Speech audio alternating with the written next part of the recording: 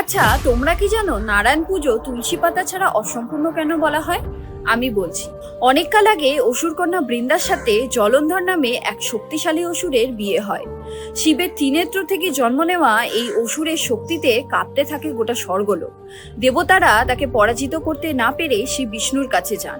আসলে জলন্ধরকে শিব একটি বরদান দিয়েছিলেন যে যতদিন তার স্ত্রী পতিব্রতা সতী থাকবে ততদিন জলন্ধরকে পরাজিত করা যাবে না। এই পতিব্রতা সতী মানে হলো সেই নারী যে শুধুমাত্র তার স্বামী ও সংসারের প্রতি সৎ ও দায়িত্বশীল। তাই জন্য বিষ্ণুজি জলন্ধরের রূপ নিয়ে তার স্ত্রী বৃন্দার কাছে যান এবং তার সতীত্ব নষ্ট করে দেন। ফলস্বরূপ ওদিকে জলন্ধর শক্তিহীন হয়ে পড়েন এবং দেবতারা তাকে বধ করতে সক্ষম হন। এই সব দেখে বৃন্দা অতিরিক্ত ক্রোধে বিষ্ণুকে অভিশাপ দেন যে আপনি পাথরে পরিণত হবেন, এবং এই অভিশাপের জন্যই নারায়ণ শালগ্রাম শিলাতে পরিণত হয়। পরবর্তীতে বিষ্ণু বৃন্দাকে এক বরদান দেন যে তোমার ভস্ম থেকে তুলসী গাছ জন্ম নেবে, এবং এই তুলসী পাতা ছাড়া আমি কোনো পুজোই গ্রহণ করব না। তাই জন্যই নারায়ণ পুজো তুলসী পাতা ছাড়া অসম্পূর্ণ মানা হয়। রাধে রাধে।